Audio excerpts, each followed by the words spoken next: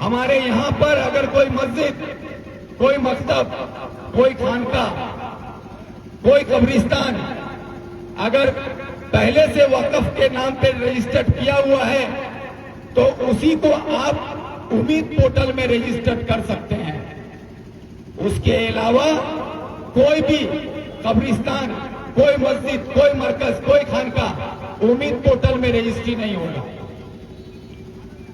और जो नहीं होगा उसकी तादाद सबसे बड़ी है।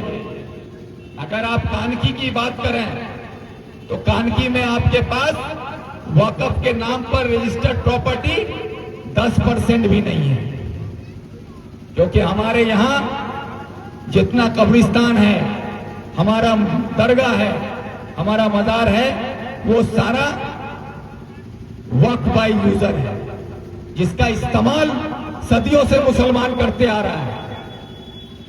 सदियों से उसका इस्तेमाल हम कर रहे हैं, लेकिन हमारे पास उसका कोई दस्तावेज नहीं है, तो वो संपत्ति रजिस्टर्ड नहीं होगा। अब आपको एक चीज समझाना चाहता हूं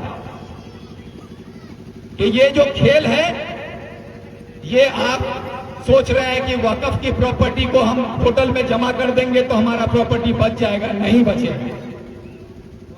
उम्मीद में जो आप पोर्टल में रजिस्टर्ड करेंगे वो तादाद में सिर्फ 10% है। आप पूरे हिंदुस्तान में 8.5 लाख एकड़ से ज्यादा संपत्ति वक्फ के पास है,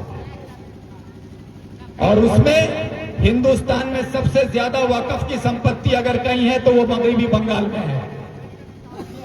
और ये संपत्ति को वक्फ के नाम पर आप अगर पोर्टल में रजिस्टर्ड करेंगे तो 8 लाख एकड़ का जो संपत्ति है उसमें से सिर्फ हो सकता है 70,000 80,000 आप उसमें रजिस्टर्ड कर पाएंगे। 7.5 लाख से ज्यादा संपत्ति आपका रजिस्टर्ड नहीं होगा।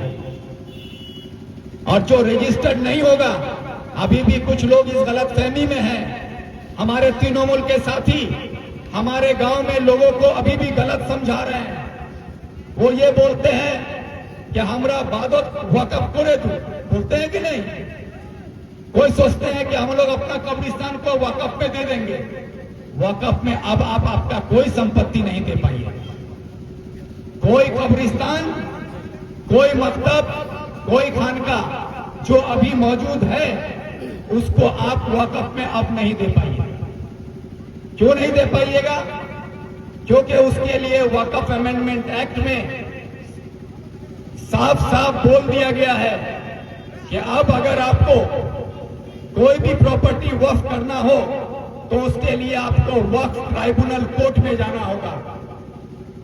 वक्फ ट्राइब्यूनल कोर्ट आपको अगर उसकी इजाजत देता है तमाम दस्तावेजों को जांचने के बाद, तब जाके आप वक्फ में उम्मीद पोर्टल में रजिस्टर करा पाइएगा, नहीं तो आप नहीं कर पाइएगा। तो अब आपसे हम एक छोटा सा मिसाल देते हैं। आपके गांव का कब्रिस्तान, मैसाखोर का कब्रिस्तान, हमारे यहाँ काकी का कब्रिस्तान, हमारा मनोरा का कब्रिस्तान, हमारे इस इलाके में जितना भी कब्रिस्तान है, अगर आप घर जाकर खतियान उठाकर देखें तो उस पर लिखा हुआ है कब्रिस्तान, या लिखा हुआ है मुस्लिम जनसाधारण व्यवहार जोड़ने। तो जो मुस्लिम जनसाधारण जोड़ने हैं या कब्रिस्तान के नाम पर है, उसका कोई मालिक नहीं है। है कोई मालिक? कोई मालिक नहीं है। और कानून ये कहता है जिस संपत्ति का कोई मालिक नहीं है उस संपत्ति का मालिक सरकार होता है।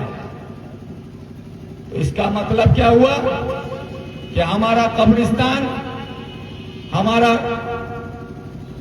मस्जिद, मकतब, खानका जिसका कोई मालिक नहीं है, वो सारा चीज सरकार का हो। जिस तरह एक रात में सरकार ने बैठकर कह दिया कि 2000 का नोट बंद, 2000 का नोट बंद हो गया, उसी तरह से एक दिन सरकार बैठ के बोलेगा कि हिंदुस्तान में ये जितनी संपत्ति है ये सारा सरकारी संपत्ति है और इसको जब्त किया गया। एक दिन में पूरे हिंदुस्तान का वक्फ के पोर्टल में जो आप रजिस्टर्ड करेंगे उसको छोड़ के तकरीबन आपका 85% संपत्ति दखल हो जाएगा।